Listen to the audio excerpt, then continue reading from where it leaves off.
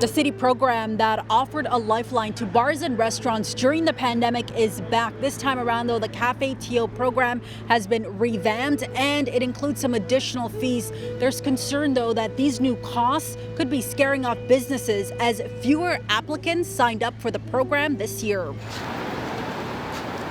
The last few years, businesses have struggled to stay open. First, there was the pandemic. Then came even more challenges. Prices went up, food costs went up, carrying charges went up, labor charges went up. So CafeTO's curbside patio program was a lifeline to many bars and restaurants when it was first introduced back in 2020, providing additional seating outdoors. This year, the City of Toronto says 500 businesses have signed up to take part in the initiative. That includes Christina's on the Danforth. It's a great asset.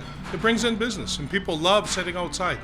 So, it's very beneficial to the restaurant. There's been a significant drop in applicants this year compared to previous years. In 2020, 2021, I would say, we were up between 60 to 70 companies applying. We have about 18 businesses applying this year. So it's about 25 to 30% of the pandemic years. So it's significantly dropped, and it's due in large part, if not exclusively, to the fact that there are fees. Businesses would also have to install accessible platforms, an additional cost. You have to make your space accessible, so that requires a platform and fencing. And so you actually either have to purchase that or lease that, and that is a significant cost. For some, they plan on taking advantage of government grants to help cover the costs. In Toronto's West End, Toon Vu is looking forward to the CafeTO program, which would increase seating from the current 50 inside to an additional 5 tables outside. He says he doesn't mind the new costs because it's paid off. More people come. A lot of young people, they call the lockdown, the business shut down.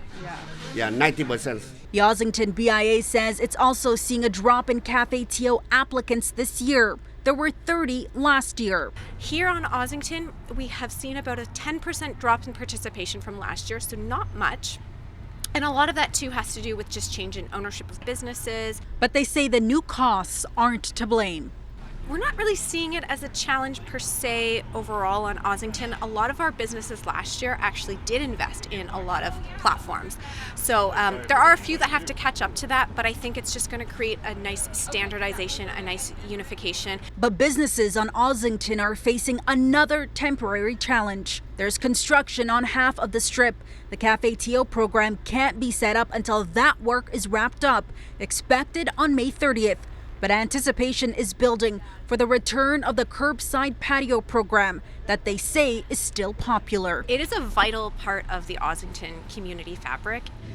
City staff are now in the process of reviewing the applicants, and then the approved locations will see installations anytime between mid-May to June. And this program will last until October. For City News, I'm Faiza Amin.